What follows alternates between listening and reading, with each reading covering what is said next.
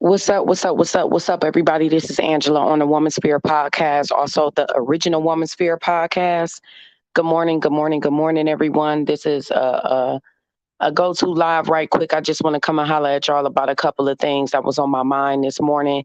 I'm going to give people some time to enter into the room and then we will get into the conversation.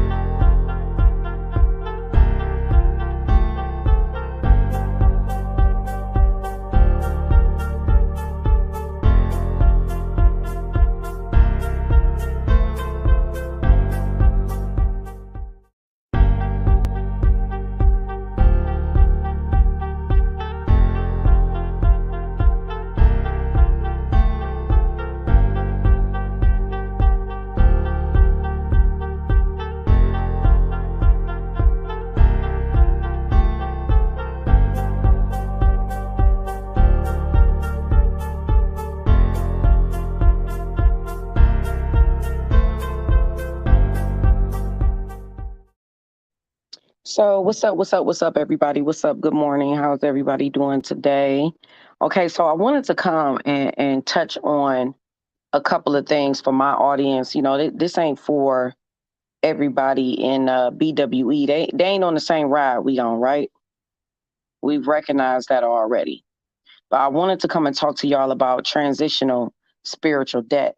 And the reason why I wanted to talk to you about it is because I've been preaching indifference for about a full year now. And the reason why I've been preaching indifference is because indifference is about healing.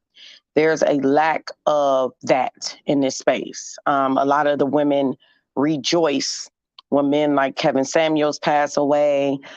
Anybody from the manosphere, a lot of the women rejoice in that. And I'm going to tell you, there is something called transitional spiritual debt.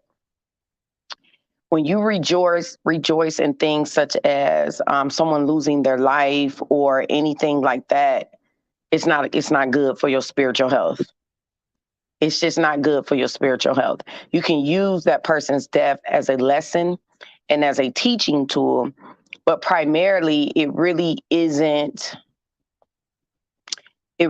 spiritually healthy for you to even speak on the dead. And when you transition that to yourself, you set yourself up to have karma, and you can even have an extension of debt from the deceased. And let me explain how that works.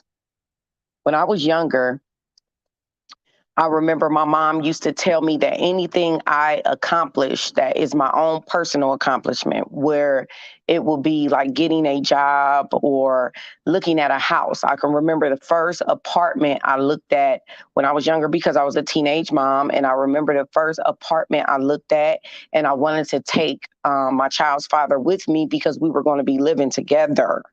And my mom said no. She said, if that apartment is going to be in your name, I don't care if he pays every bill. And I was like, well, Mom, he's paying for it. She said, I don't care. If it's going to be in your name, do not take a man with you as a unwed woman into a position of business where you're conducting your business. Go by yourself or have him go. So he went, of course, And he wasn't as successful as I was, which I went one time and landed the apartment. The point of all of that is I learned a very valuable lesson. Men bring down the value of a woman. Excuse me. Let me elaborate on that. Hit the like button on your way in. Hit the like button on your way in. Men bring down the value of a woman. When other men see men in any type of position, say you are looking for an apartment like I was looking for an apartment. Like I said, I was a young mom. I was a teenage mom. And she told me, she said, don't do that. Don't do that. You are an unwed woman. And that's going to make the person that is possibly going to rent to you at a very young age, because there was an idea that I may need someone that was older than me to help me to get on the lease. So not only would that take people that were older than me not wanting to take the risks of helping me because there's this boy involved, because essentially we were kids. I was only 17 years old, but it was a very valuable lesson. Because when she said, let him go out, because I tried to say, well, he's paying for it, he's going to take care of everything. So why wouldn't I bring him along? I felt like he had a input, right? I felt like he should be able to step into the place and decide on what it would look like since he was paying for everything. But my mother, thank God for good mothers. Thank God for mothers with insight. She taught me a very valuable lesson. And she said, well, you know what, Angela, how about you let him go and try to get the apartment on his own and see how far he gets? He signed up or applied for 4 different apartments and he did not get any of them. I believe he was 18 at the time. He did not get any of them. Nobody wanted to rent to him. I had a job working at McDonald's. It was my first job. And I hadn't transitioned over into dentistry yet. So I was still working at McDonald's, but I had been at McDonald's since I was 15 years old. So I had a little time in, but also, I had adults that were willing to speak for me to get me the apartment. I applied for one apartment and I got it. And I learned that very valuable lesson stuck with me for the rest of my life. And I learned that even if I was so-called cohabitating with a man, if it was not his residence, meaning he paid for it, he did everything to maintain it, and, he asked me to join in or whatever, I would never move a man into my home. Because of that valuable lesson my mother taught me when I was very young, I removed men out of my life in a way that financially impacted me in any type of way because of that valuable lesson. And you may be wondering, how does any of this have anything to do with transitional spiritual debt? Men come with spiritual debt. If you've seen my video that I did about spiritual debt, maybe like 2 years ago, men come with a heavy amount of spiritual debt. They automatically have it, which is why you see so many women that put everything they have on the line for a man. They typically lose it. Mary J. Blige, Jill Scott, and countless others. You see all of these women that are willing to put everything on the line, their financial stability, their homes, their vehicles, they lose it. It is a form of transitional spiritual debt. And there are other ways for you to collect that spiritual debt that men already possess and have to live out and have to receive their vengeance for. A way that debt can be transitioned to you is by you jumping in the bed with men in any type of way, to where it affects you spiritually, mentally, financially, emotionally. When it affects you in that way, you are transitioning their spiritual debt onto you. And so this is the thing. And this is why I wanted to talk to you about it. In this past year, we've seen David Carroll pass away. He's from the Manosphere. We've seen Kevin Samuels pass away. He's from the Manosphere. We've seen Alan Roger Curry pass away. He was a part of the manosphere. And now we see Sinful P has passed away, and he was also a part of the manosphere. But see, this is where we keep our hands clean. Hit the like button on your way in, everyone. Hit the like button, support the channel, support the algorithm. Here is where we keep our hands clean. Here is where we remain indifferent and we mind our business so that we won't receive any of that transitional spiritual debt. We don't rejoice. We don't rejoice. We don't celebrate the death of these men. We don't do that. We mind our business. Just as well as you should have mind your business while they were living and alive, you should mind your business in their death. There's no need to rejoice. You don't want that transitional spiritual energy transferring over to you. Anything that that man was supposed to receive, whether it be right, whether it be wrong, whether it was his time, whether it wasn't his time, whether it's karma, whether it's not karma, whether it's vengeance or whether it ain't vengeance, none of that should be your business. You should be in a very comfortable place of indifference.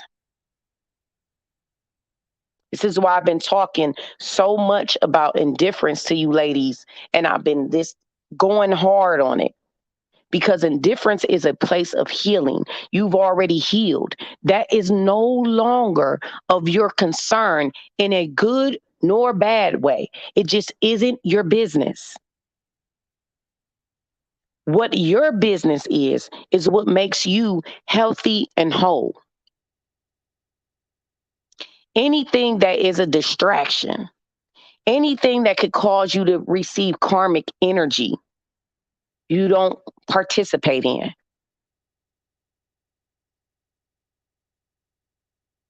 You don't acknowledge in any way.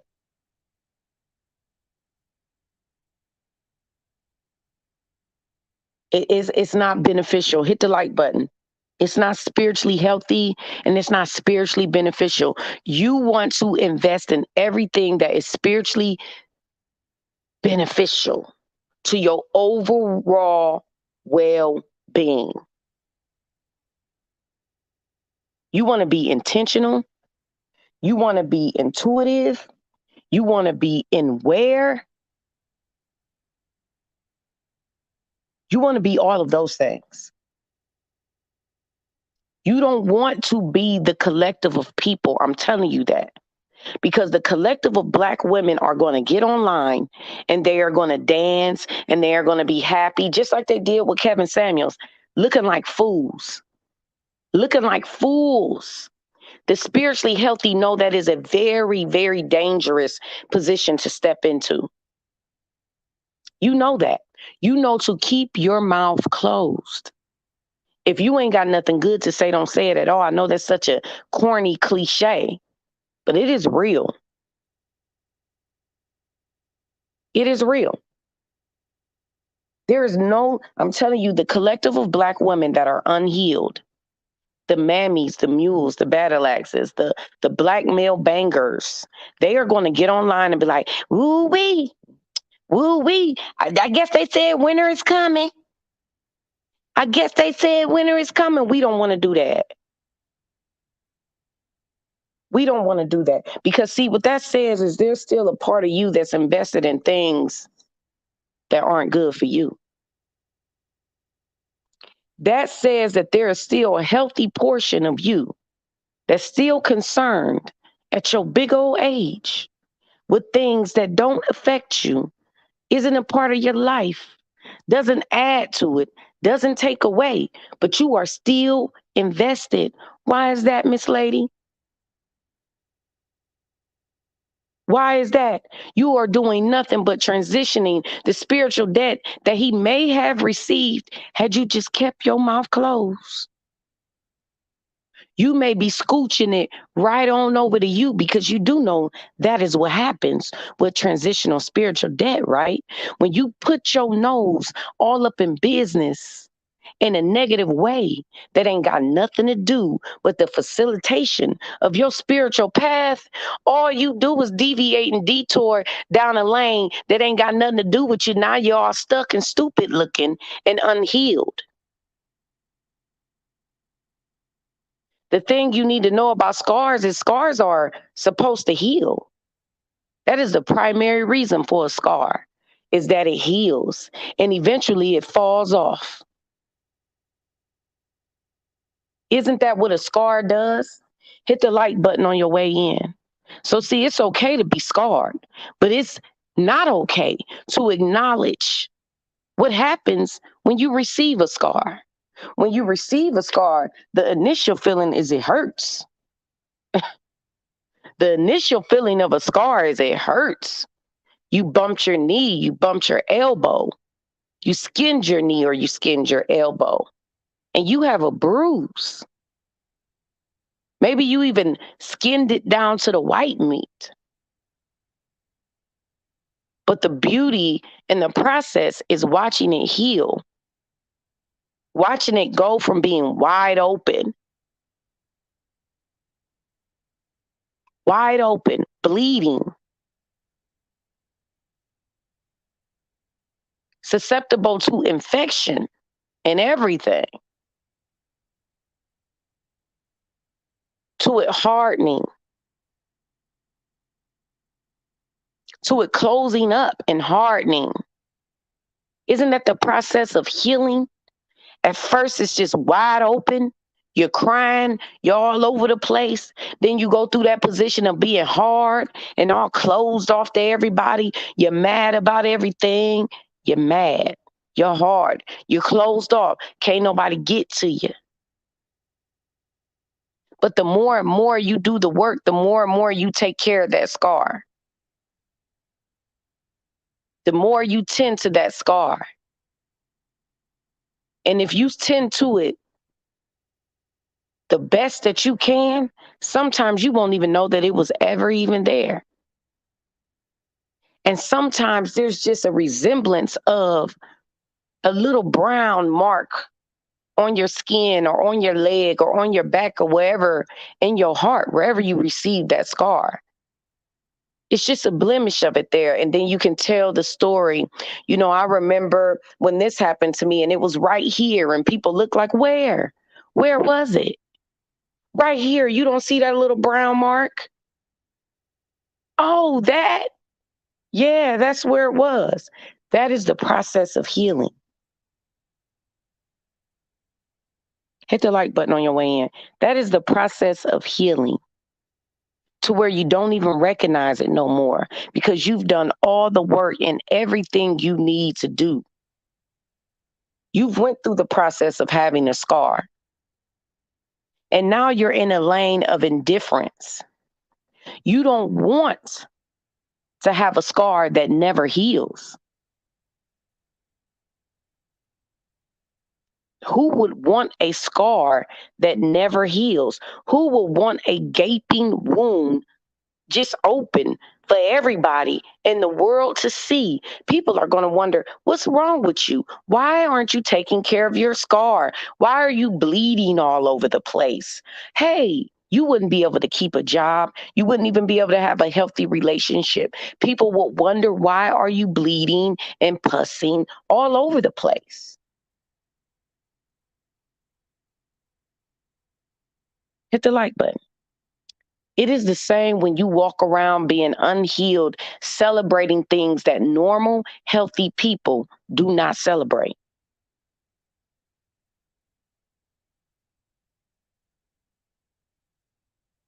Normal, healed, healthy people do not celebrate. You ain't got to feel nothing. That's what you don't understand. You don't need to feel anything. You can be completely indifferent, not happy nor sad. Because I can tell you something right now. There are some people walking this earth, happy nor sad for me. But in my heart, you got to get to a place where you don't wish, when you are very aware of how all of that can transition to you. by just wishing ill will.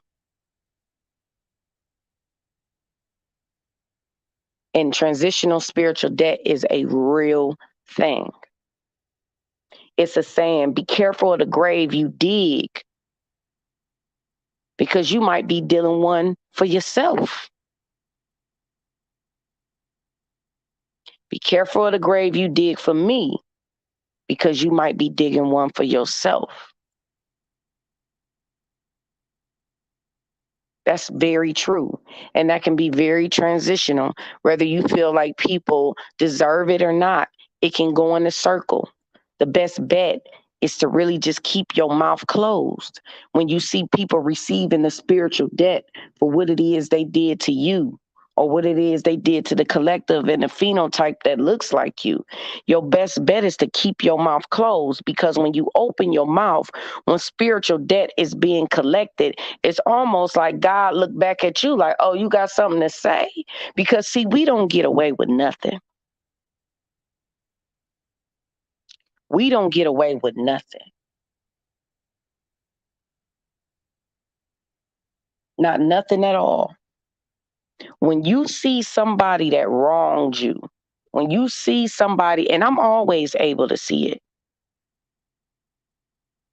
when people do me wrong, I see it in rapid time. Y'all saw me on this platform see what happened to somebody that did me wrong. Y'all saw me see it with my own eyes. But I didn't brag about it too much. Because when spiritual debt is collected, really what you're supposed to do is keep your mouth closed. Because when you open your mouth, yeah, see, you can't mess with me. I'm God's child. Don't mess with me. You listen, that favor and that grace that is extended to you by God and is meant to be a protection of you by God will be revoked, demonetized, demoted, and snatched away, baby.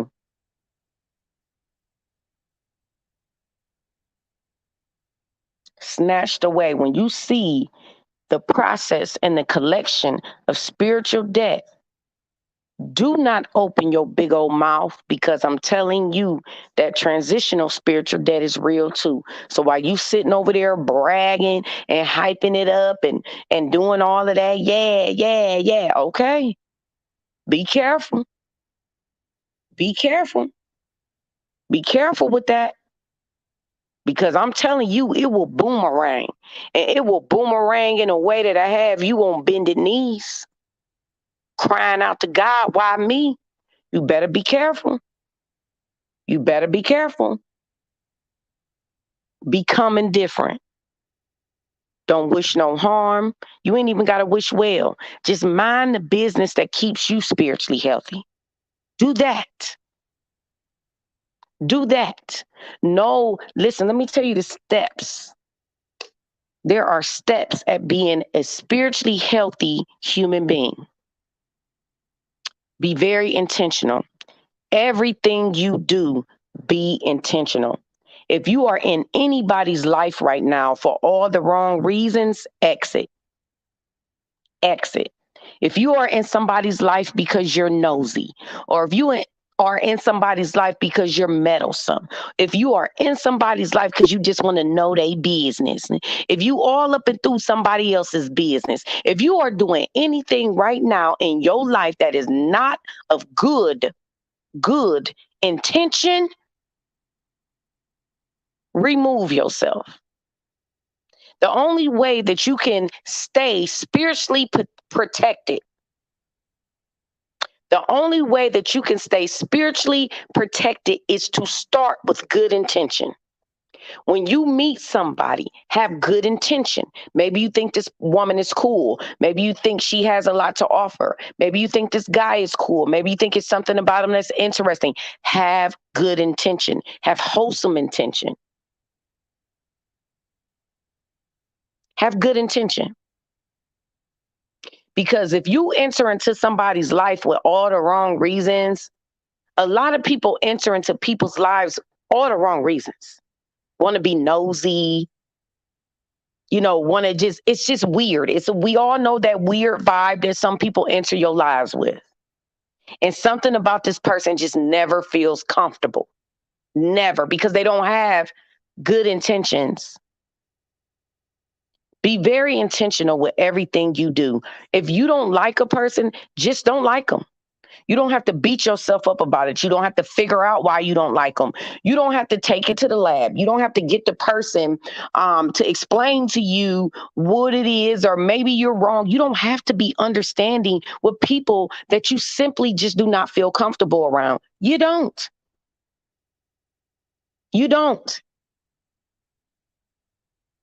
You don't have to sit up. Hit the like button on your way in, everyone. Hit the like. You don't have to give anybody the benefit of the doubt. You don't have to give anybody that. Be intentional based off of what it is you feel. And if you feel like this person ain't right, don't deal with them. Don't deal with them. That is being intentional. That is what being intentional is. If you don't like somebody, don't deal with them. If you do like somebody and you think they are interesting or intriguing and you would like to get to know them, that's being intentional as well. If they friend that they have, you really just don't really mess with this friend. You don't have to mess with that friend. You don't have to mess with that friend. But if you see it's a conflict of interest and it's going to be an issue, because a lot of people think only one dimensional. And I told y'all that all the time. A lot of people think one dimensional. I had somebody tell me a while ago, I was on the phone with this lady, and she told me, I don't do mutuals. And I remember what she said, because that's a very intentional act. And what she meant by mutuals is that she does not deal with people that deal with other people that do not like her and have harmed her in any type of way. That's a very intentional act. But because people aren't one dimensional, they will think that she's being a bitch. She's not being a bitch. She's being intentional. She's laying the boundaries of what it is she can and will not accept. And what she won't accept is mutuals. And that is a very healthy lane to be in. Because when you think about it, why are you supporting somebody that negatively bashes me if you say you are my friend? I completely got what she was saying. And there's always been this blurred line of mutuals. A lot of women will say, that's so childish. I ain't got to dislike who you don't like. That's fine. That is fine. But you also won't make it into my close circle of friends either. You'll just be an associate. That is a very intentional act. Hit the like button, y'all. Hit the like. That is a very intentional act. That is not to harm anyone. That is not to cause trouble with anyone. That is not to facilitate problems. That is actually eliminating the potential of there ever even being a problem. You follow what I'm saying? And how intentional that is, and how intention can protect you spiritually. Her saying she doesn't do mutuals was very intentional. That's intentional. Because that's the process of elimination, right? That's eliminating any blurred lines. That's eliminating me thinking, I could be being discussed, or me thinking I may not be able to share everything I want to share with you because there's a possibility that my information may get into the wrong hands of people who want to do me harm. That's the elimination of any of that by just not gaining a very close friendship with people who are mutually connected to people who violate you and disrespect you. That is a very intentional act. So intention is one of the first steps of being spiritually healthy, being very intentional. It's not about hurting people. It's not about disrespecting people. It's about eliminating the opportunity for any of that to happen. So being intentional is the first step to being on your lane and on your path and on my path as well. It's being spiritually healthy and being karma free and making the decisions that, yeah, may make some people feel uncomfortable. It may even make you feel uncomfortable. It may even make you feel uncomfortable. But making the necessary executive decisions in your personal life that prevent you from collecting or being in a transitional phase of spiritual debt being able to come your way. You eliminate it with your intention. So attention is the first step. And then you move on to your intuition. And I've been telling y'all this for years. Intention and intuition go hand in hand. If something in you just, it ain't adding up, this situation is not, you're getting too many red flags, let it go. Let it go respectfully. In some situations, you may need to address, and in some situations, you may not. You may not need to address. But these are all steps to keep you spiritually healthy. It's not an antagonist to anybody. It's not. You know, that saying, you know, you may have one good friend in all of your life. That saying is real for a reason. You have got to be more realistic with yourself, because these are all the things that keep you whole. These are all the things that keep your esteem above ground and not beneath the earth's crust. Making decisions, being intentional, using your intuition, using your discernment, and having a clean slate within your heart. Meaning you don't wish no ill intention upon nobody. You just want to make sure your slate is clean. You just want to make sure you're making spiritually healthy and sound decisions for yourself, because that is a protection of your heart. That is a protection of your soul. That is in protection of the people you love and that are around you that need a whole human being.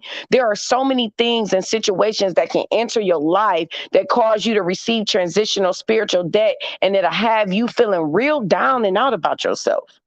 Real kind of lost, not so sure. And you want to be in a position of where you're always sure of yourself, always sure, always aware, always confident. Hit the like button. Just like I was talking to y'all about, you know, when you're dealing with a man, this is another way of receiving transitional spiritual debt. When you allow a man to tell you what it is that you're feeling, as opposed to you being intentional, being intuitive, being discerning, and making those decisions yourself, that's like, it's like picking away at an ice sculpture. Just pick after pick, it's falling off of you, falling off of you. And then you find yourself extremely insecure when you don't have to be. Stop all the reaching out. Stop all the calling and texting. Stop all of that. There are things that pour into you that make you feel whole and sound, because you aren't touching things that may have you doubting yourself with a 10-foot pole. Anything that has you doubting yourself, walk. You got to learn how to move around. Walk. Hit the like button, y'all. Hit the like. You got to know how to move around. You got to know how to walk, because walk, that transitional spiritual debt is real. You'll be collecting everything that was meant for that person, because you're not using the tool belt that God gave you that's strapped around your waist, whether you take all your clothes off or not, whether you a designer or not. Your spiritual tool belt to keep you healthy don't come off of you. You just choose not to use it because you're afraid of trusting yourself. Trusting yourself is imperative. I keep telling y'all that.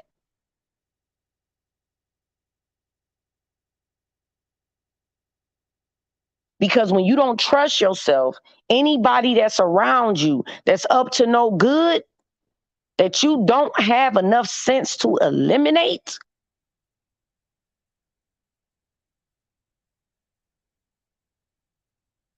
you're going to collect all the spiritual debt that they ain't got enough courage to deal with. They don't have the courage. That energy got to go somewhere.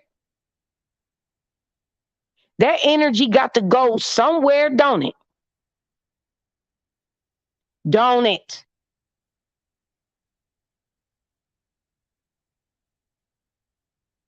That energy got to go somewhere. So while you sitting there unsuspecting, this person is spiritually dumping on you. This person is spiritually dumping on you. And you know what it is. You know what it is. But unfortunately, a lot of people need to be dog pimp slapped in the face by people to understand what was going on all along. Hit the like button, y'all. Hit the like.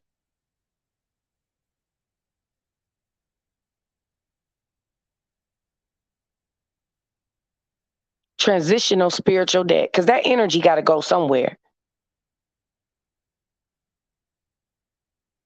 So don't even, I'm telling you, these women, they about to come out and they're going to be like, screw him. Oh, well, winter came. Don't you let those women drag you into that pagan fest dance ritual. That ain't nothing but a ritual. That is a ritual.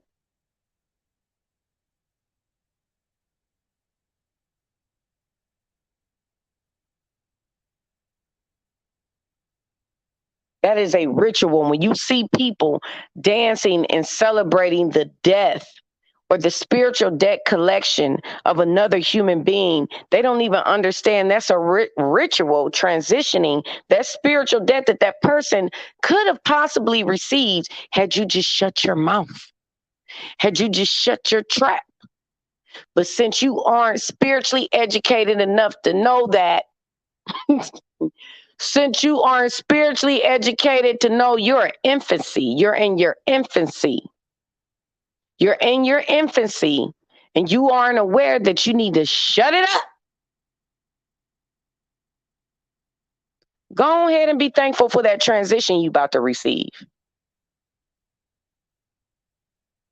When that transition come knocking down your door, don't be looking around talking about some why me. Don't be looking around talking about some I don't understand why this is happening to me. Don't be looking around.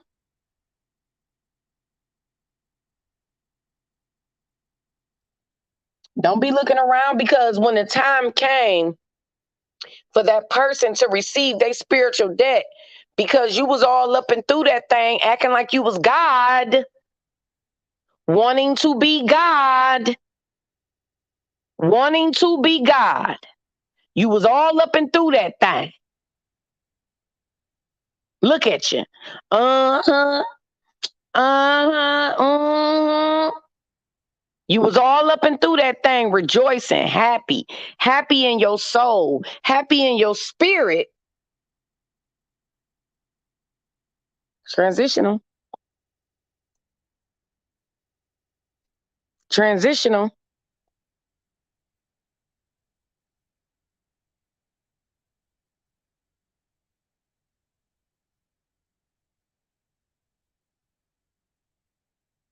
Transitional, Erica. That's what it is. It's transitional. All you can do is watch them collect and receive. Anybody that's truly spiritual knows. You can heed a warning. There's a language you can speak.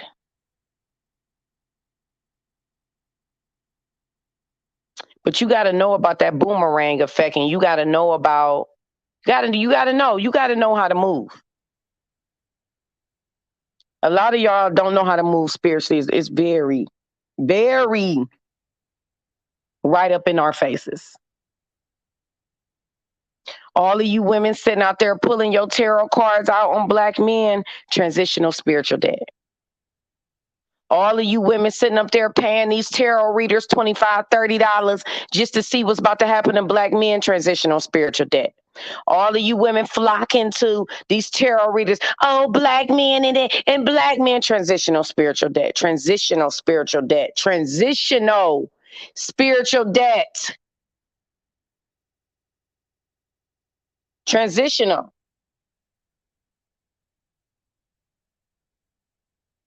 Hit the like button on your way in. Hit the like button.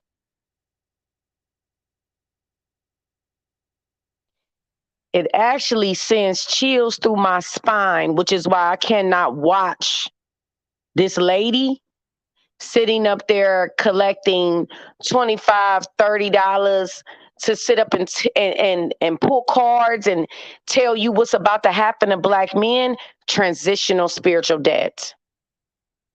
Transitional spiritual debt. A lot of you women are far in over your heads in this mess, and it is not a spiritually healthy place to be. It is not, and it is dangerous. It is dangerous.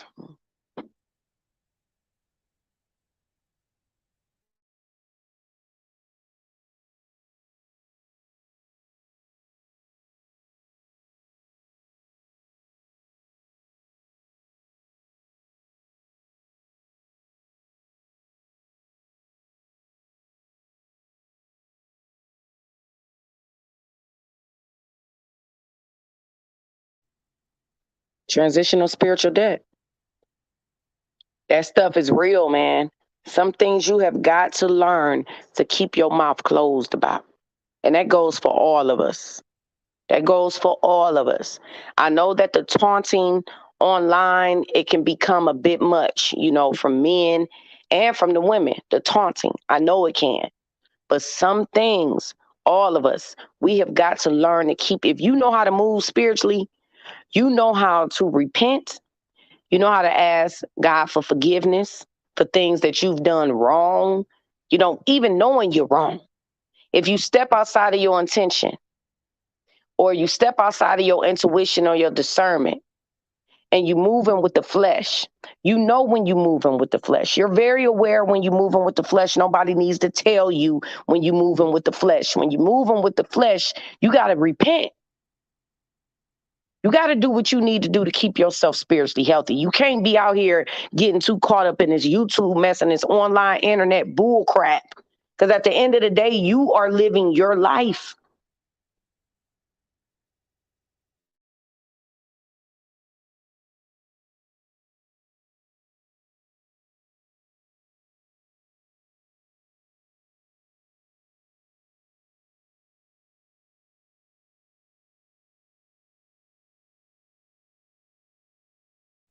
It's just some things you can't be an active participant in. And if you have ever been an active participant in any of it, you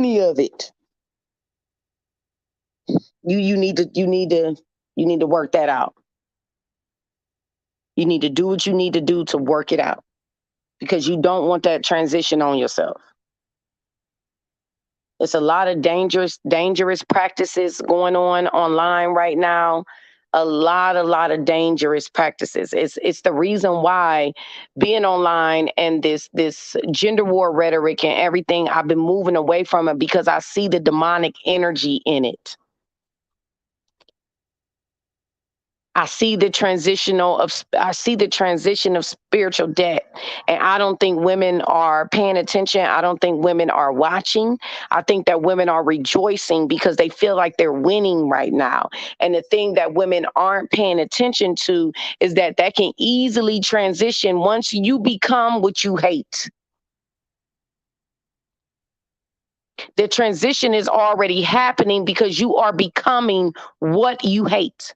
You are becoming the lesser, the less empathic. No, you are becoming it. Instead of doing the healing and becoming indifferent and focusing on your own spiritual path, you are becoming the antagonizer.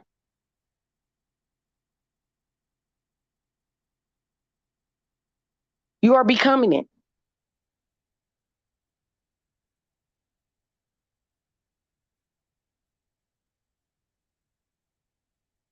So when you become it, what have you done? You have transitioned the spiritual debt.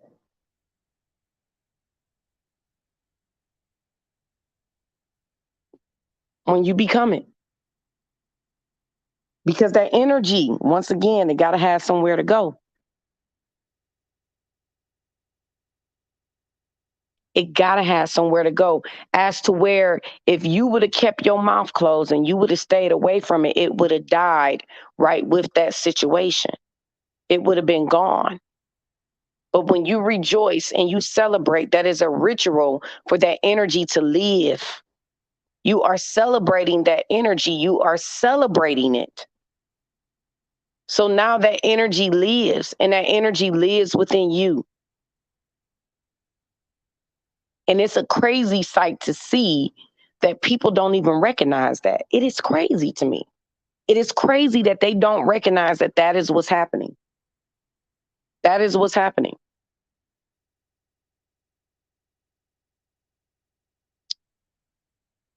That transitional spiritual debt. Hit the like button on your way in. Hit the like button.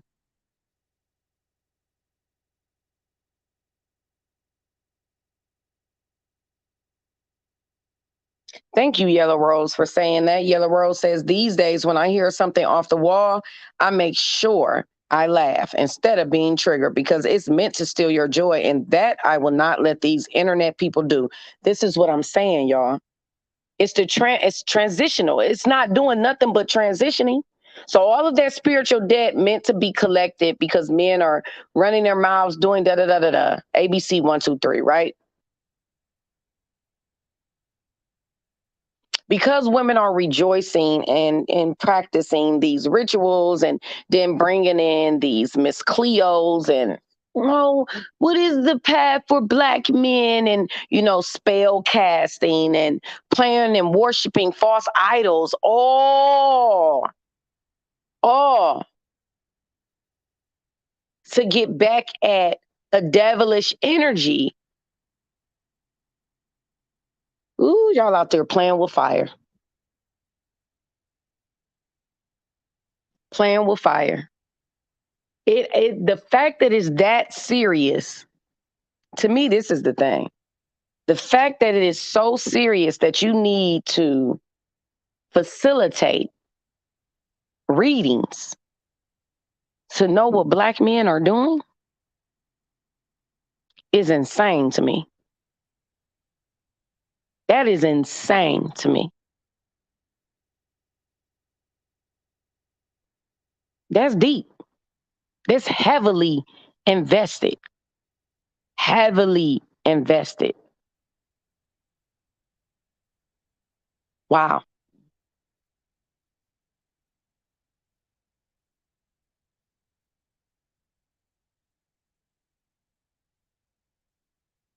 Hit the like button on your way in, everyone. Hit the like button.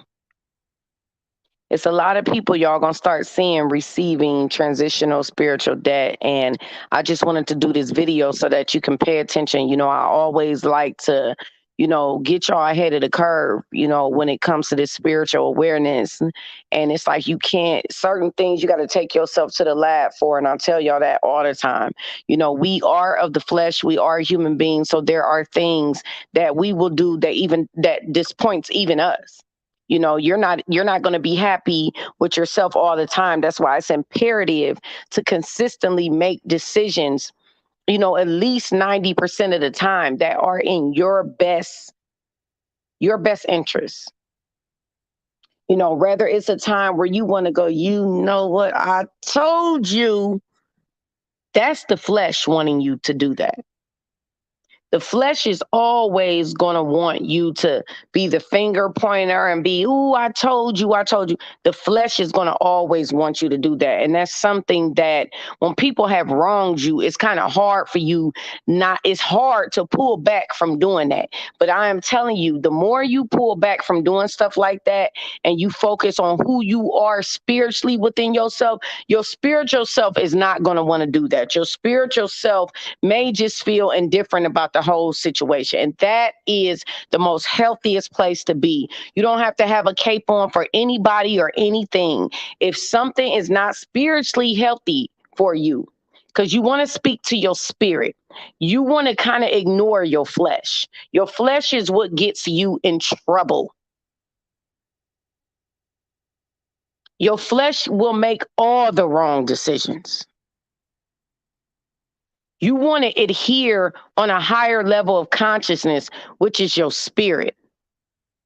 And even though your flesh may tell you, nope, that person, look how they did you. This is what they get. We all gonna fall short of that sometimes. But when you fall short, make sure you collect yourself and be like, that wasn't right, God.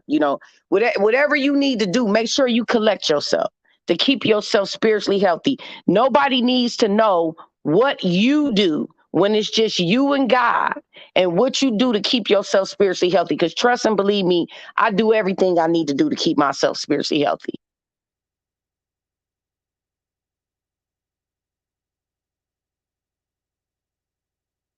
Exactly, Janine.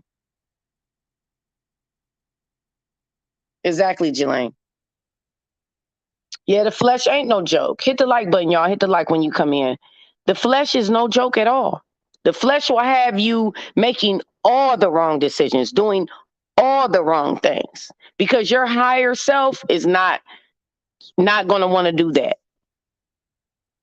Who you're going to be when all of this is said and done is not going to want you to do that. Your higher being is always going to call you to make the best decision to keep you mentally and emotionally whole.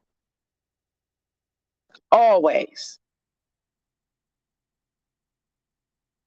So you don't want to get caught up in all of that. And it is hard. So don't beat up on yourself when you do respond to the flesh sometimes.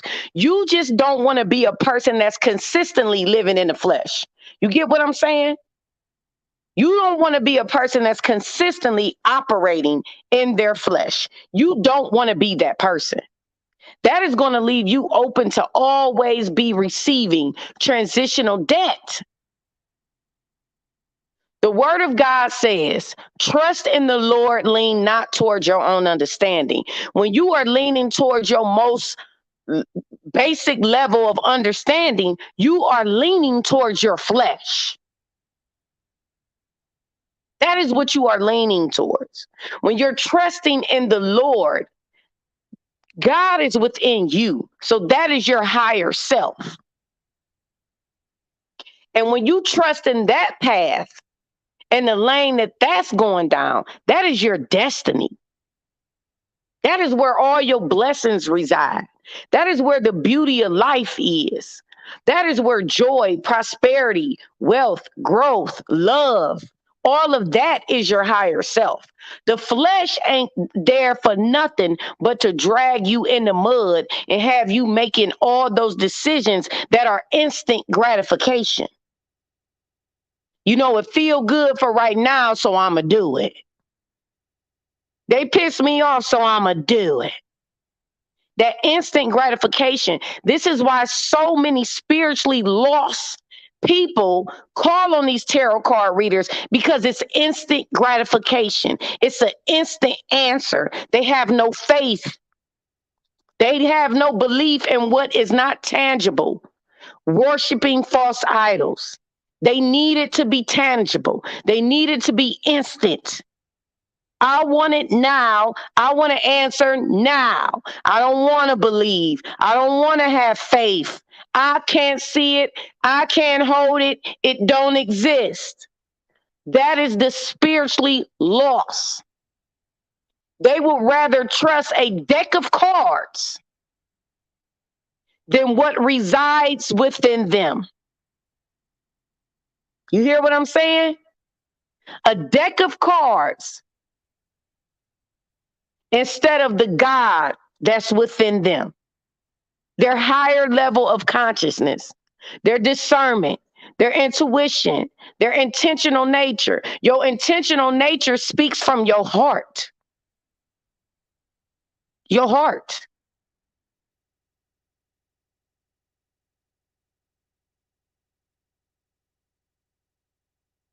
Your heart. That is where your intentional nature speaks from. It is your heart. Those pure feelings you have. It speaks from your heart. And once it speaks from your heart, then there's that saying that they say you have a devil on your shoulder and God on the other shoulder. It's really just your spirit against your flesh.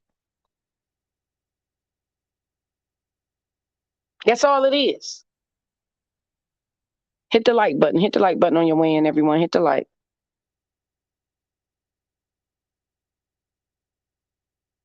Everybody wants spirit. Everybody wants to be this spiritual being, but nobody wants to do the work. Nobody wants to take the L's, the visible L's of walking away from things, walking away from people, walking away from jobs, walking away, just walking away, trusting your spiritual self to bring to you what's better. And trust me, it far exceeds your wildest imagination. That what you wanted for yourself, when you operate, when you trust in the Lord and you lean not, Proverbs 3:5, you lean not towards your own understanding. What's out there for you, you wouldn't even, your mind wouldn't even, you couldn't even paint a vivid picture. When you operate in your flesh, you are a sitting duck for transitional spiritual debt. When I wanted to go and look at that apartment with my boyfriend, with my dumb self, I want to go look at an apartment for my boyfriend. Mom, why you acting like that? He gonna be the one paying the bills. That fool went and looked at 4 apartments and ain't getting none one of them. The first one I looked at, I got 4. He looked at 4. The first one I looked at, I got.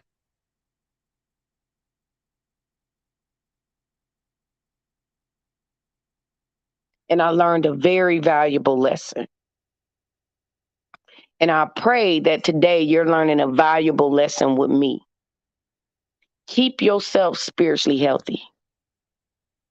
It's going to take that flesh and your higher self. They going to be at war for the majority of your life. And you're not always going to rise to the occasion. You not, it's going to be some times where people catch you slipping.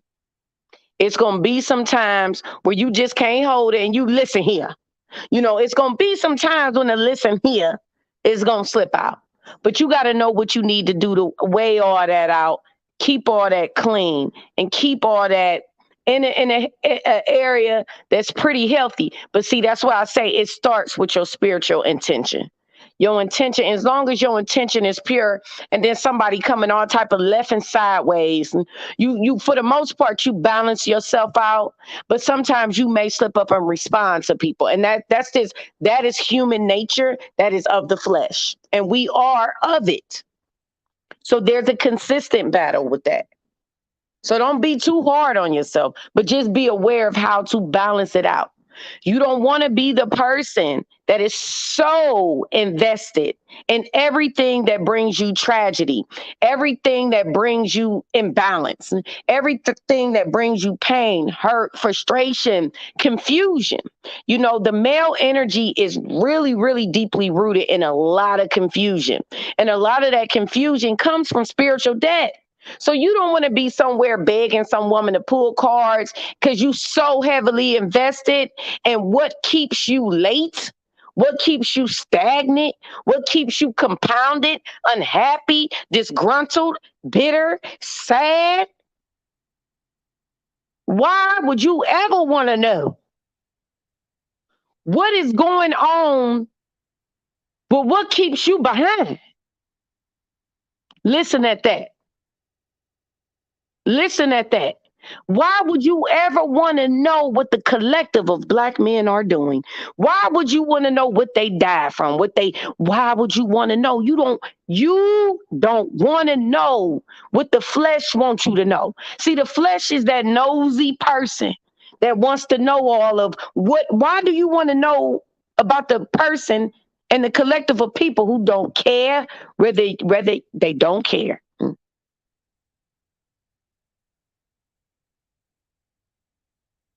Hit the like button, y'all, on the way in. Hit the like button.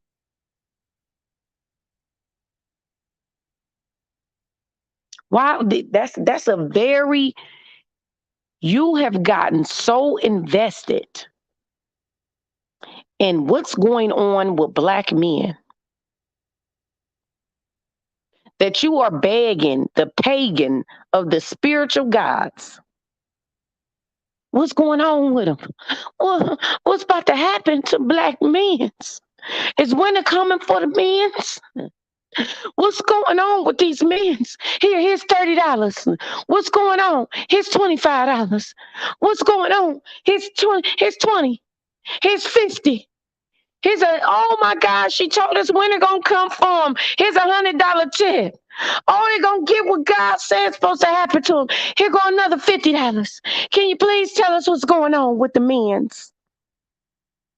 Baby, listen. Please tell us what's going on with the men's. That ain't nothing, that ain't nothing, that ain't nothing but the flesh talking, baby. The flesh wants what it wants, what it wants.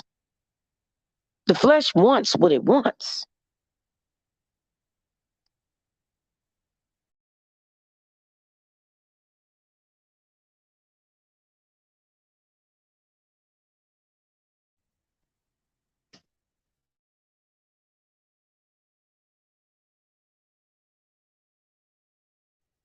It wants what it wants.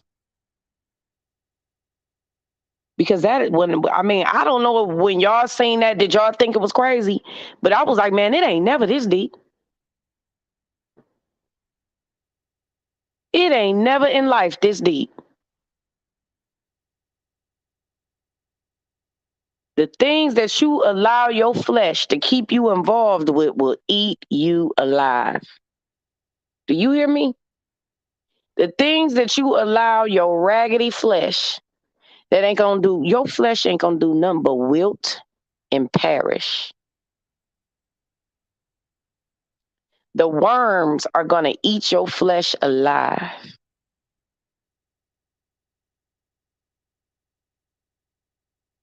It's gonna eat your flesh alive, baby. Why would you respond to your flesh?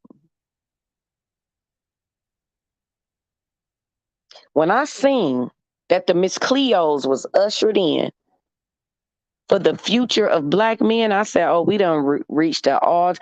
Get these Miss Cleos out of here. Miss Cleo, what is the men's doing?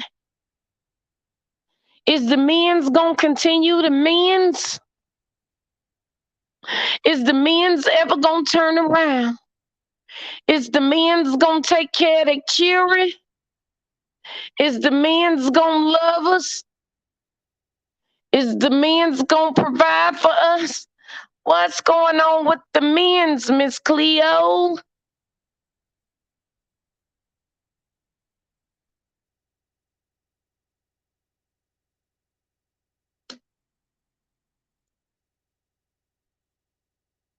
Listen to your higher self. Listen to your spirit. Your spirit is always gonna be with you, baby. And like I said, don't be too hard on yourself when you listen, because trust me, y'all done seen me get loose with my flesh, and it take a lot to get that up off of you. It takes a lot of growth. It takes a lot of acknowledgement. It takes a lot of accountability. And all the time, that accountability ain't going to be on nobody else, because at the end of the day, accountability is taking accountability for what the part you played and what you did, so that you don't receive no transitional spiritual debt. If you don't want to receive no transitional spiritual debt, you got to take responsibility for what you did. If you want to completely just sit up and keep pointing out and pulling Miss Cleo out the cut whenever y'all want to become Miss Cleo or call on Miss Cleo or you need Miss Cleo, what's going on with the men's? Let's pull these cards so we can see what's going on with the men's.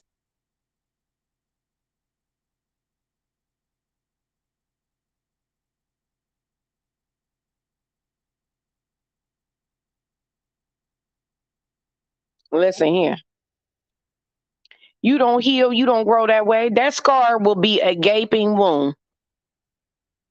I was breaking down scars and how it pertains to healing and the process of healing. That scar will be a gaping wound for the rest of your life, and you will be walking around bleeding all over people, pussing and bleeding all over people with your unhealed tail self. Your unhealed tail self.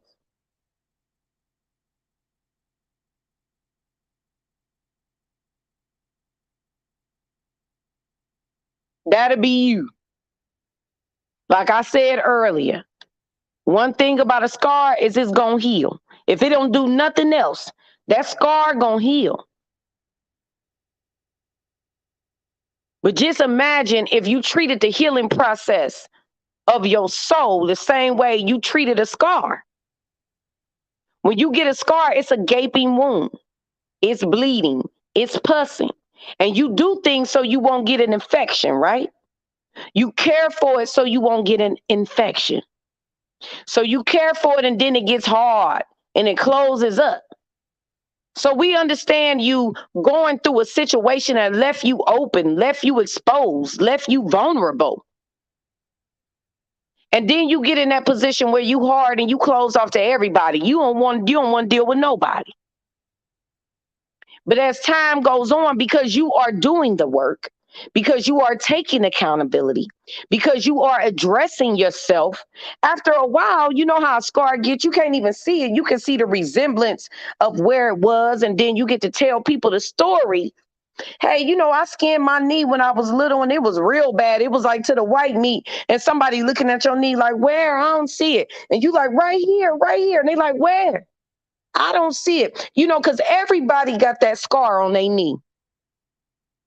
Almost everybody got that scar on their knee from when they was a kid and they fell on their knee and they skinned their knee. And almost everybody has a scar on their knee. Almost everybody. And you can tell people the story of how it happened, and people be looking like, well, where is it? I don't see it. Where is it? Because it healed. I know you don't see it no more because it healed. And you want your spiritual health to be a resemblance of that scar in the healing process. And everything you took yourself through to acknowledge you, take acceptance, like I said, the serenity prayer. Allow me to accept the things I cannot change and the courage to change the things that I can. Become indifferent. Become indifferent. Learn that some things you ain't got no control over, you ain't going to be able to do nothing about. But the one thing you do control is you. How you process and how you deal with things. You control you. You do.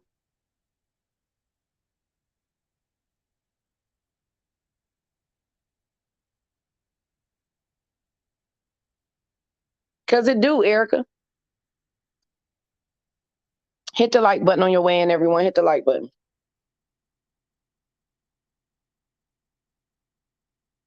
Please, y'all, don't do it.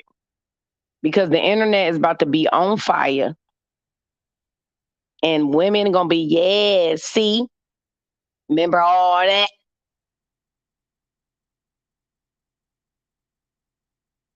Don't even waste your time. Don't even waste your time. I'm telling you.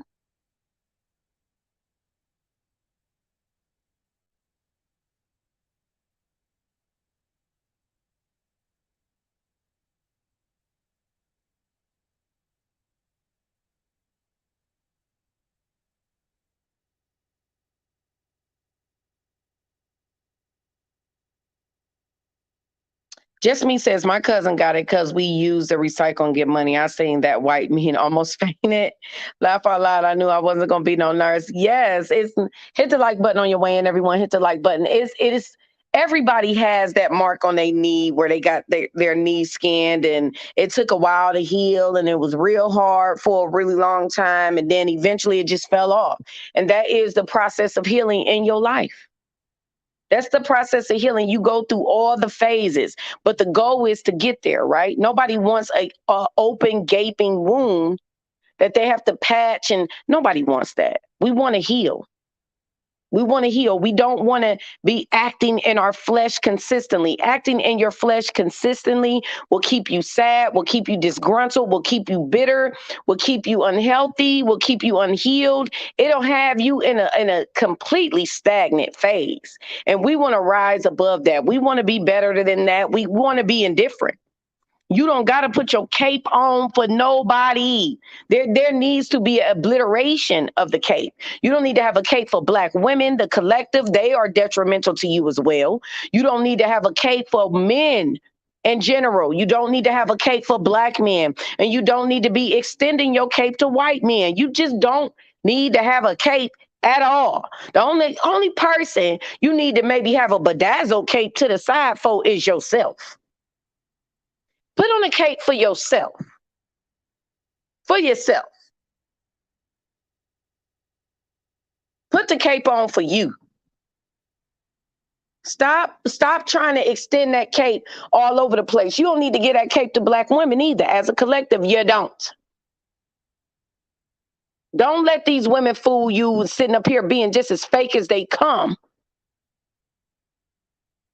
Don't let them fool you.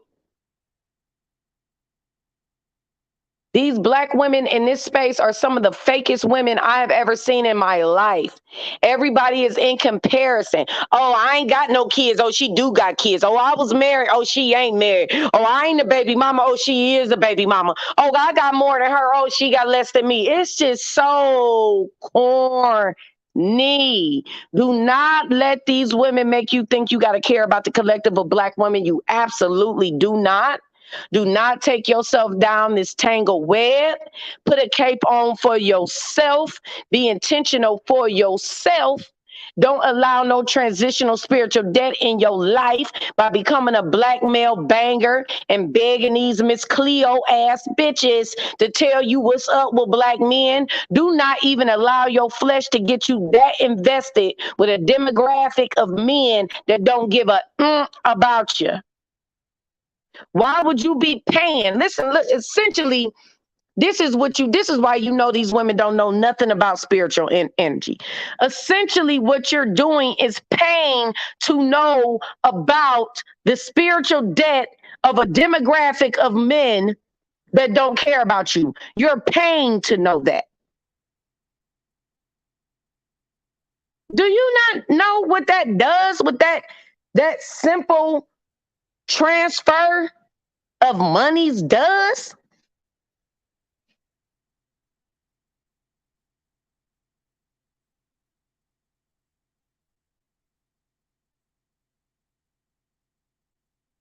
Like, just think about that. The transfer of energy that you're putting out there by paying somebody $30 to tell you about a demographic of people that can't stand you. Girl, it's damn near, it's podcasts all over the place with these men that can't keep their mouth closed, telling you exactly how they feel about you. Why y'all paying these Miss Cleos again? Why is everybody turning into Miss Cleo all of a sudden? Just to tell you what they telling you straight to your face? Excuse me. Excuse me. They are telling you from the loudest microphone that they can purchase that they do not like you, they do not respect you, they don't give a damn about you. But you want to take it a step further and be like, where the Miss Cleos? I'm going to tell you what's going to happen with the Black men. And I'm going to, come on.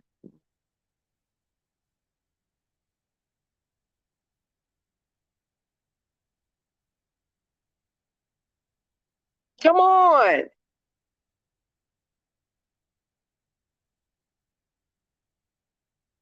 That's strange. That is strange. I can't, man. Listen.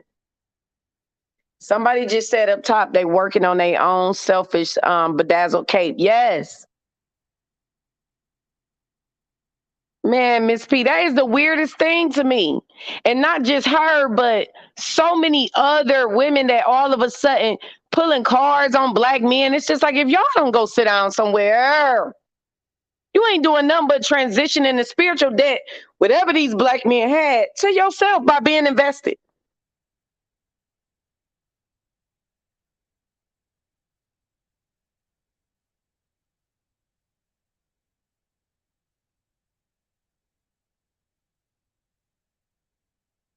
Look at these men on these microphones loud.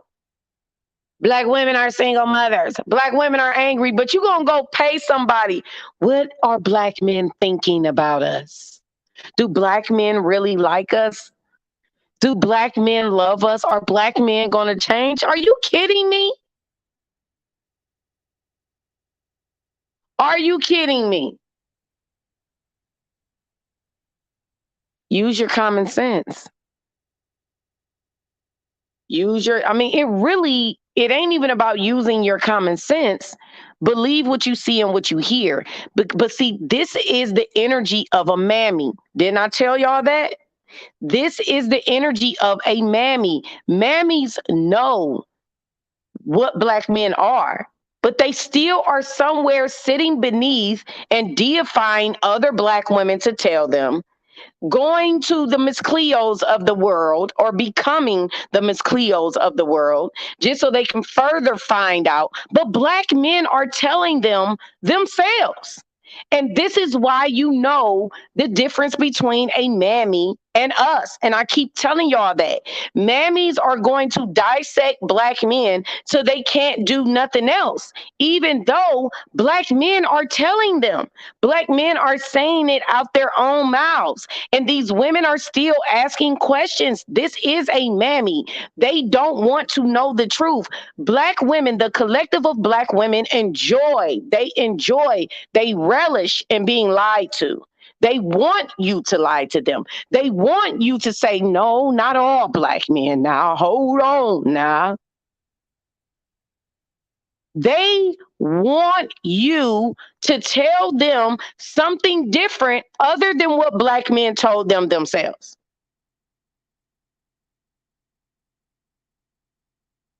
All you got to do is go to Fresh and Fit. All you got to do is go over to some of the guys in the manosphere. All you got to do is go on TikTok or some of these podcasts. That's all you got to do. There are podcasts all over full of black men berating you and disparaging you. Why are you paying to find that out? Why are you deifying black women content creators just so they can tell you what you already know? It is because you are a mammy. It is because you are a mule. And it is because you are battle axing. And it doesn't matter if your mama told you. It doesn't matter if your mother, your father told you, your brother, your kids can tell you, your best friend can tell you. You don't care. And you know you don't care. You are not interested. You're still going to accept whatever happens to you. You still may become a hashtag because you won't leave. You won't walk away. You walk into the situations. You don't accept accountability. And then you cry and jump on the Black woman empowerment movement. You sully it up with your own lies and your dysfunction. You don't tell anybody anything about you because your life is personal. You keep it all so fake. You lie. You make it seem you come at other black women as if you're above them. You lie about being married to a toothless naker. You make it seem like your man is the unicorn when he's a beater, a woman beater. You do all of that just so you can sit above other black women and say, oh my God, I can't believe all of you ladies are baby mothers. Meanwhile, you're a baby mother. I can't believe all of you ladies went through this. Listen, these women are going to receive all the transitional spiritual debt that can slap their asses around. Do you hear me? Do you hear me? All of it.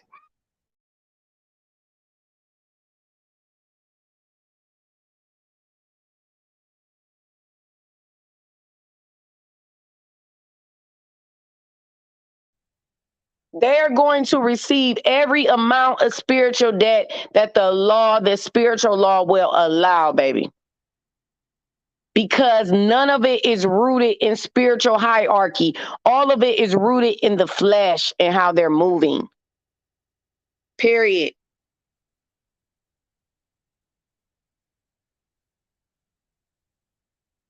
That's fine, Burton. It surely is. It surely is. All of it is rooted in the flesh. Every single step that's took, flesh. It's insane. It is insane. It shows how invested these women are. Invested. Highly invested.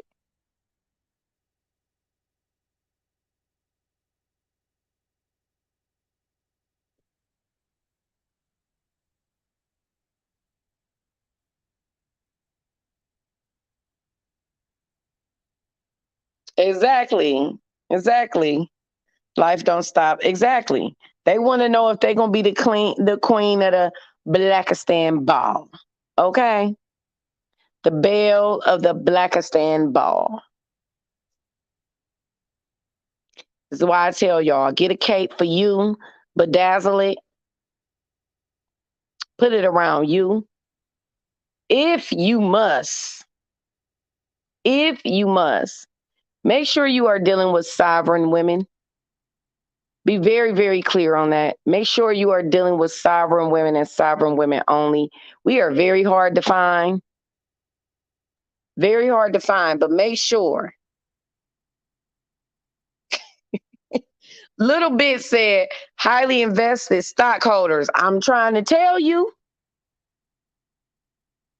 I'm trying to tell you. You have got to learn how to move around. When you got a black man in your life, there is a really, really big chance that you're going to be taken all the way down to the ground. And that's just the real true tea of it all. You're going to take L every time you build something, it's going to crumble right in your face because of that black man that's in your life.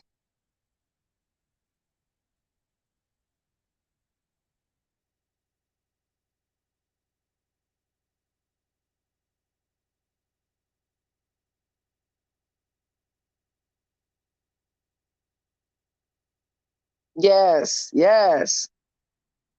That's who they want to be, TT, the belle of the Blackistan ball. That's why they so invested. All y'all got to do is pay attention to how invested they are. It's giving scorn lover. These chicks. It's giving foul on a play. Listen, this is the wrong purchase. Take it back. It's giving all of that. Because these women aren't moving around. See, here's the thing. There's this judgment of black women that, in the space, everybody wants to be. The thing about this space is it's so fake. I can't. But it's like there's this thing that everybody wants to be so disconnected from black men. And the fact of the matter is most of us that are in the space are dating black men. So the myth of all of that is so fake. That's another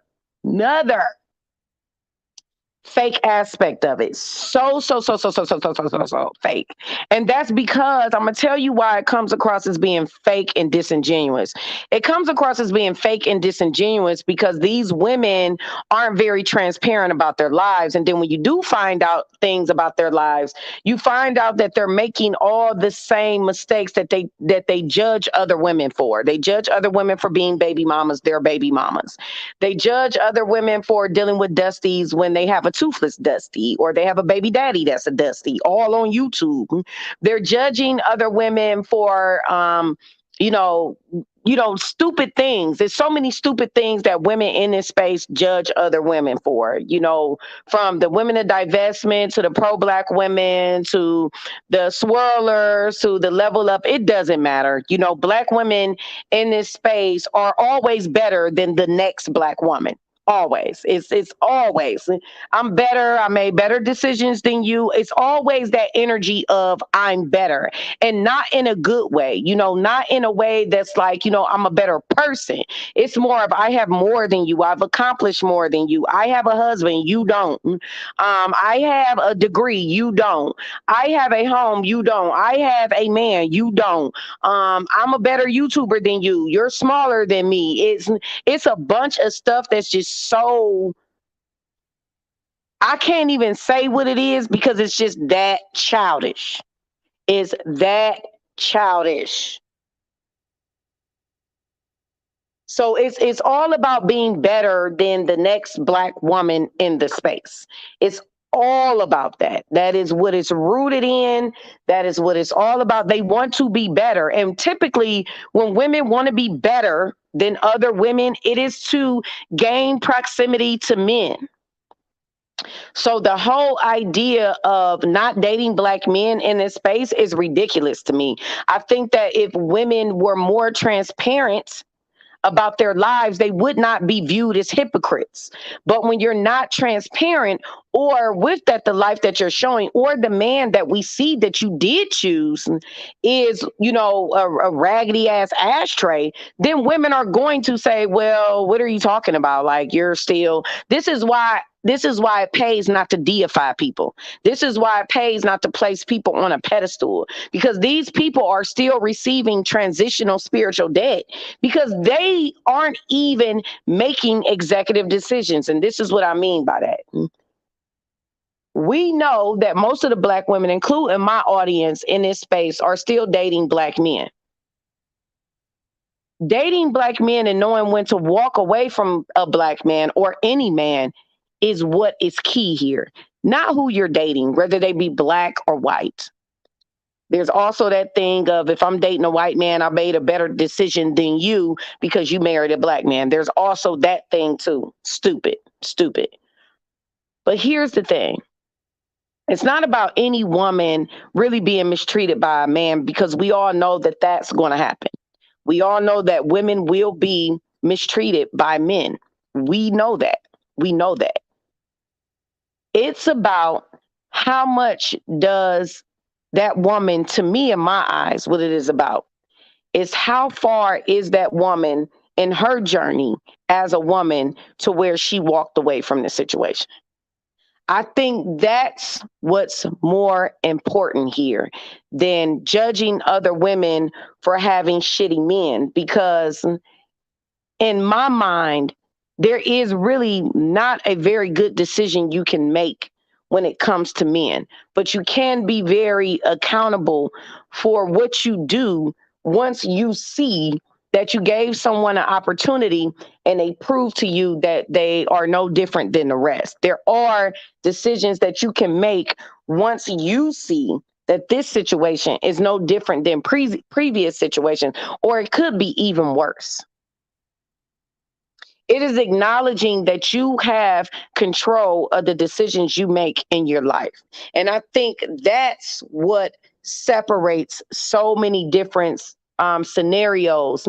It's not really, for me, it's not the judgment of women, finding themselves in situations with men that's not stellar, because that can happen to any woman. That can happen to the college educated. That can happen to the baby mama. That can happen to the project chick. That can happen to any woman. That can happen to any woman. It happened to Beyonce. It happened to Halle Berry. It happened to Rihanna. It happened to Oprah. It happened to so many different. It happened to Gayle King. It happens to women. The thing that makes us relatable to each other as women is the steps that we took as women, excuse me, to remove ourselves from situations that weren't good for us. Did you leave 3 years later? Did you stay? Did you leave within the first 6 months? Because really, that's what it boils down to. It doesn't boil down to you making a wrong decision in a man, or you having a man that was not good for you, or you, because all of us have had that more than what we would like to admit. So that's not the case because we already know who men are. The case is, when do we stop judging each other based off of how men have treated us? Because as long as you're out there pointing a finger at other women because they found themselves in a tumultuous situation with a man, women are going to point it back. And I'm one of them. I'm going to remind you that you made the same decision.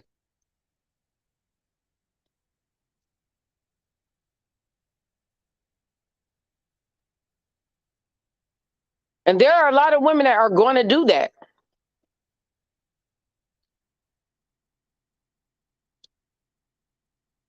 I don't know if y'all remember this, but I saw it going around TikTok recently, and it relates to this a lot. Do y'all remember when Mimi was being made fun of because she was off and on with Stevie J for years, years, years, years? And then he met Jocelyn. And Mimi did that interview with those guys. And Mimi said, all you bitches is being cheated on. Fat bitches, skinny bitches, actress bitches. Remember Mimi did that? And I think what Mimi was saying was, why are y'all judging me for staying in a situation when all women get cheated on? Why am I stupid and why am I dumb when all women get cheated on, is what Mimi was saying. But here's what Mimi missed. And this is what I think a lot of women miss, which is why the finger pointing goes around. The reason why women feel silly once they've been embarrassed by a man is because of the humiliation and the lack of accountability. Women aren't as mad at the man as people think they are. Women are mad at themselves. They're mad at themselves. They're mad at themselves for allowing it. They're mad at themselves if they stayed long in the situation. They're mad because they stayed. They're mad at the embarrassment. They're mad of the betrayal. They're mad of how it makes them look, and they're mad at themselves. Like, why did I even deal with this? Why did I tolerate this? When you look back on the things that you tolerated or the things you put up with, it makes you look at yourself and you're like, well, why would I accept that? Why would I? So you're mad at yourself and you're projecting it onto everybody else. That is what Mimi was doing. Mimi was projecting. Yes, Miss P. Mimi was projecting the shame she felt as a woman for accepting the disrespect and the abuse as long as she did. And when she got in front of a camera, the world went, girl, you was stupid. And all of that backlash she received, it made her be embarrassed at the humiliation of it all. And see, I think that is a lot of women. All of that projection towards men. Oh, men ain't this, men ain't that, men, Miss Cleo, put the cards on these men. We need to know what's up. Hit the like button on your way in. Men. All of that projection is really them not facing themselves. It's them not facing themselves. When you face yourself and the part that you played and the fact that, yes, you did allow it. Yes, you did. You allowed it. You allowed it. You let that man cheat on you. You let that man go upside your head. You let that man steal from you. You let that man rob you blind. You let that man, like my homegirl say, you let that man put you and your kids in a homeless shelter. He took so much money from you. You let that man ruin your car. You let that man wreck your car. You stayed through all of that. So now you're embarrassed that everybody knows about it. See, when you see women fighting heads up for an ain't shit dude and they coming at you hard because this dude ain't worth nothing, It's like, I'm telling you, they ain't protecting that dude. They protecting their image. The collective of black women don't like to be embarrassed. They not protecting that dude because they love that dude. They don't love that dude. They don't even like that dude. They are protecting the fact that they are too weak. Too weak. And yes, I'm using the word weak. This is why women have combated against the word weak. They don't want to be called weak. I was in love. She ain't weak. She was in love. She was weak. She was too weak to walk away from somebody that was beating her, abusing her, ruining every opportunity for her, getting her knocked up and leaving her. She's still sleeping with this man. She's still dealing with this man. She's still protecting this man's image. She's still doing all of that. It's all to protect her. She don't want to be embarrassed. She don't want to be embarrassed. And this is why these type of women receive transitional spiritual debt. Because they hold on to it. They don't want to be embarrassed. They don't want to acknowledge themselves. They don't even want to say they was wrong, y'all. They they act as if they didn't have no choice in the matter. This man just hit them over the head, broke through their back door, slept with them, got them pregnant, all in their life, all of that. They act like it's not their fault. They are a victim child.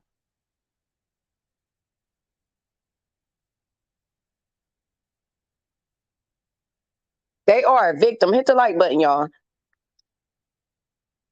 So when you see women dealing with a man that's a known abuser, violent, all of that, when you see them defending this man tooth and nail, they not defending that man, baby. Make no mistakes about it. They defending how dumb they are. They defending how weak they are. They are defending the fact that their self-esteem is beneath the earth's crust to even have a nigga like that. They are defending that. They are defending that they are perfectly okay being with a man that beats women because he ain't beating her. Lies, lies. They are defending them. They are defending their image. They aren't defending that man. They are willing to take it a step further by getting you to believe in that man just so they won't look stupid. Women don't want to look stupid. Women don't want to look weak.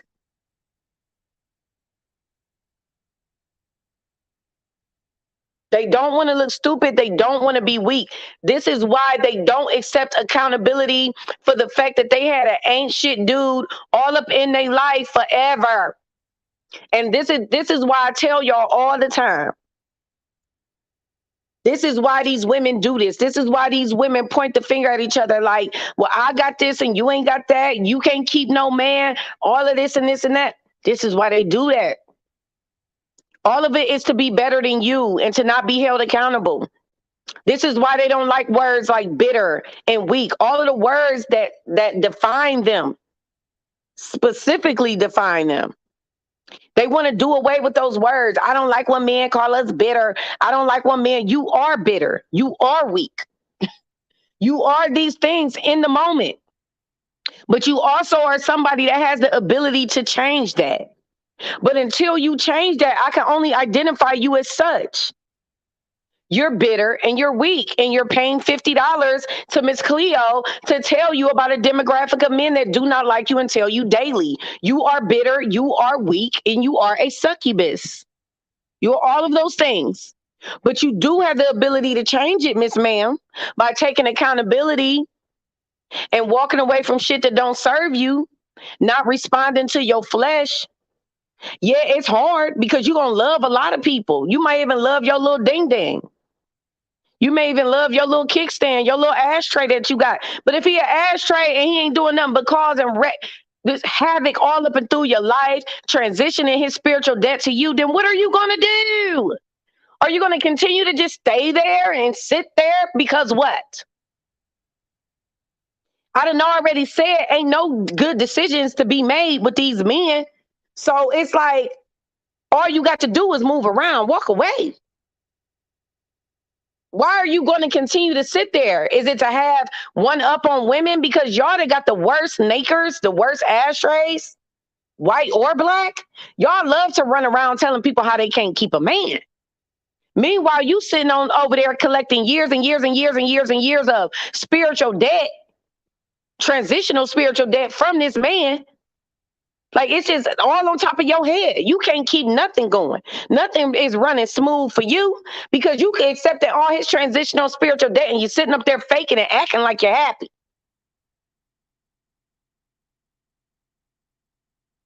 Exactly, Erica. They get real mad. I hate when men call us bitter. I hate when men call us weak. Meanwhile, it is what defines you to a T.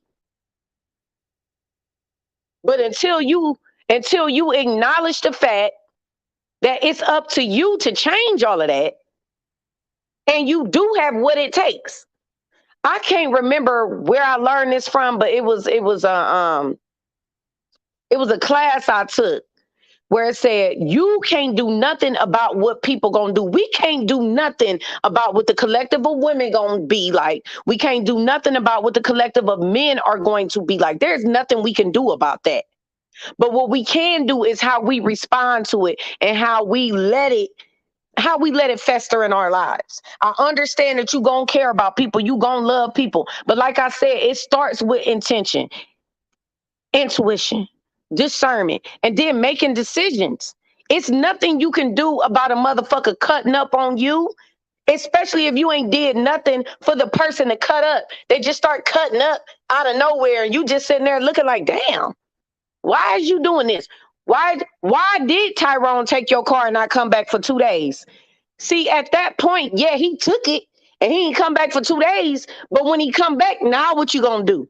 Is you gonna let him tell you some elaborate story about why he had your car for 2 days? Or is you just gonna make a decision like, if I get my car back, it's done for him?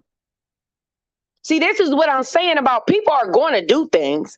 People are going to try you. They are. They are. But it is up to you to realize the power you have within a situation. And the power you have is the process of elimination. Peace, bye, be gone. You had your chance. I was good to you, whatever. I was a good friend to you. I was a good girl to you, whatever. Woman to you, whatever. Whatever it is you were. The person ruined it, get gone. It's really that simple.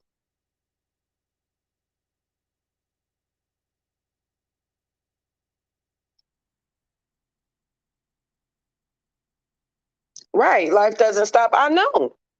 That is literally one of the things that separates us.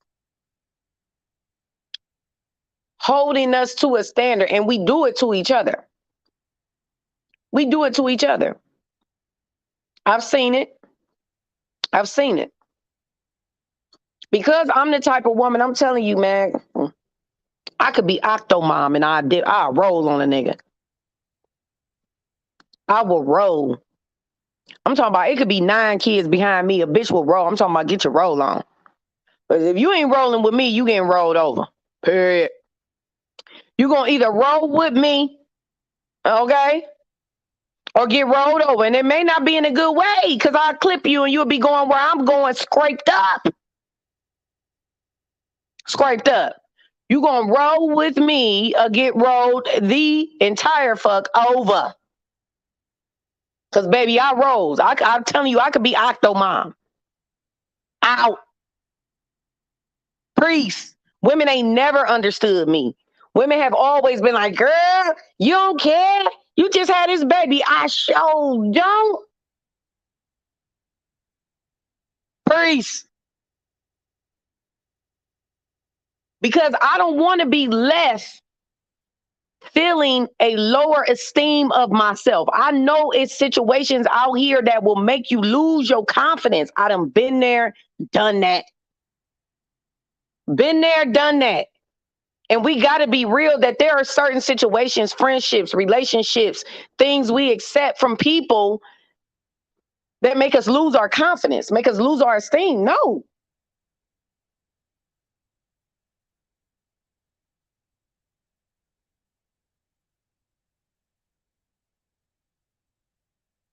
Thank you, TJ Hamilton. She says when dudes cut up, that's on them. When you tolerate their BS at your own expense, that's on you. And you got to be able to acknowledge that it's on you. Like, be real with your homegirls. Like, don't lie to your homegirls when they say, like, girl, you still, yeah, girl. Yep, girl, I'm still over here being a part of this harem. Period. Period.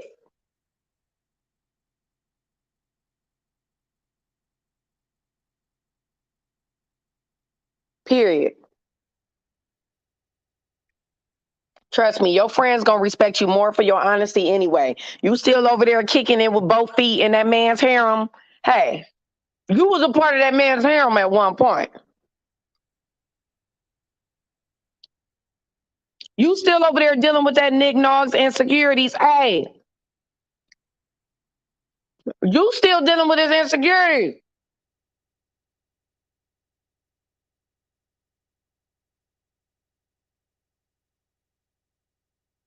Just it is what it is. I'm telling you, the more honest you are with yourself about dealing with these men, the more you gonna grow. But the more you make yourself a victim of that man's circumstances, like, oh my God, I really believed him. Nigga ain't been home in 3 nights. He said he stayed over at work. Girl, bye. Girl, bye. You ain't believe that. You ain't believe that. You did not believe nothing that came out that man's mouth. And you know you did. You just wanted to stay there. That's all that was. You too weak to move. You too weak to move on. You too bitter within this situation. So now you projecting and vomiting all over other women. Like, girl, we see it. We see what's going on.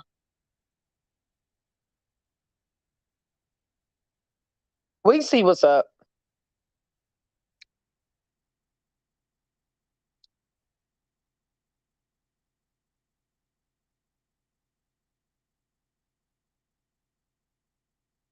Yep, I'm telling you, like, be honest. Like, be honest. Because you don't always want to hear it, but the truth is the truth. If you dealing with a man because you just too weak to the situation, you still want to sleep with the man, you still, because a lot of y'all be lying about that too. Y'all be killing me acting like y'all just so in love when y'all know y'all just be wanting to get smashed. That's what I'm saying. That's why I can't do y'all. I can't do the collective of women. I can't. It's too many mind games. It's too many mind games. It's too many it's too much manipulation, gaslighting. It's just too much. Like, I can't believe he. You know he did it. You was probably there when he did it. More than likely you were there, and you talking about you can't believe when you was right there when he did it.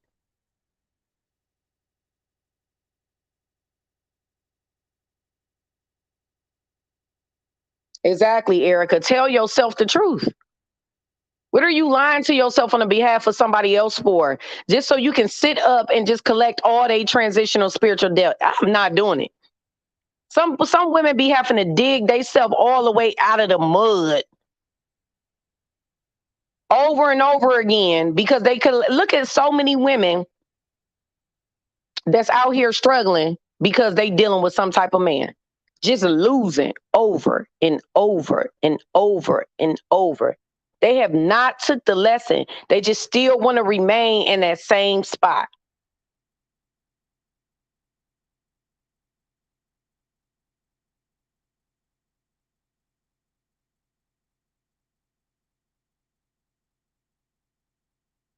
Hit the like button, y'all, on the way in. Hit the like.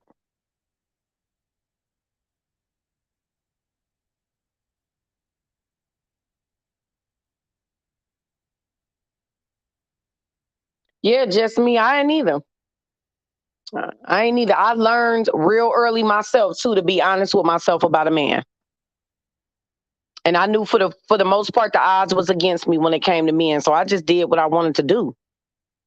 And I was honest with myself. I didn't lie to myself about nothing. If somebody was just for smashing, if somebody was, I cared about them. I cared about them. I acted like I cared about them. If I didn't care about them, trust me, I don't. But one thing I'm gonna do is roll. Care about you or not. I can be in love and you doing stuff that I don't like and I'm rolling. I just be in love somewhere else. without you. Like I was telling y'all, stop mourning niggas that ain't dead. Them niggas is still alive. They'll be all right, and you will be all right.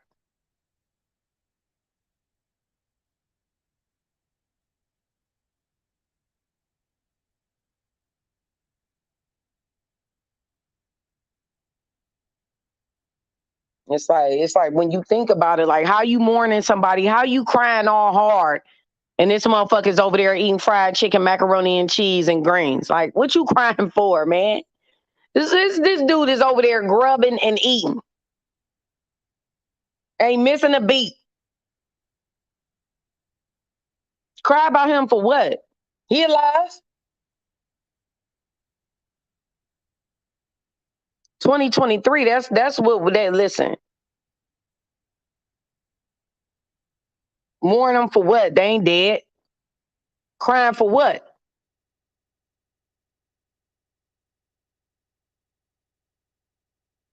Still alive and kicking. Still out here passing on that transitional spiritual debt to some other chick. Just be happy it ain't you.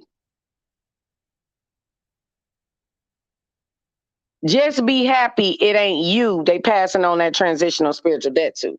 Just be happy it's not you, because guess what you did? And guess what you were? You was not no weak, bitter chick, and you didn't allow yourself to stay in a situation too long that would affect you spiritually, emotionally, mentally, and damn sure not financially.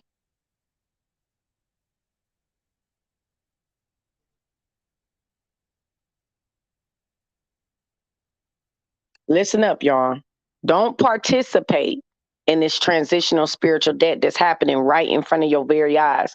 You are sitting up watching women become what they hate, not realizing that they are occurring all of that energy that was for that demographic. It was for that demographic. But see, the divine feminine is speaking, and the divine feminine is saying, keep your lips tight. Because this is the divine feminine woman's time. This is the sovereign woman's time. So we are going to see a lot of the fakes fall off. We're going to see them doing a lot of ritualistic shit, like celebrating, calling on Miss Cleo, pulling the cards. We're going to see them doing all of that. But the divine feminine doesn't reveal her hand and how she spiritually protects herself. So listen, it's ways for you to do things, and it's ways to stay out the fray. Like we're going to see a lot of things happening, but you don't need to become a part of the ritual process. Don't allow that transitional spiritual debt to seep over to you, your kids, your parents, your siblings, and all of that stuff. Don't do it. And this is Woman Sphere. You guys be easy.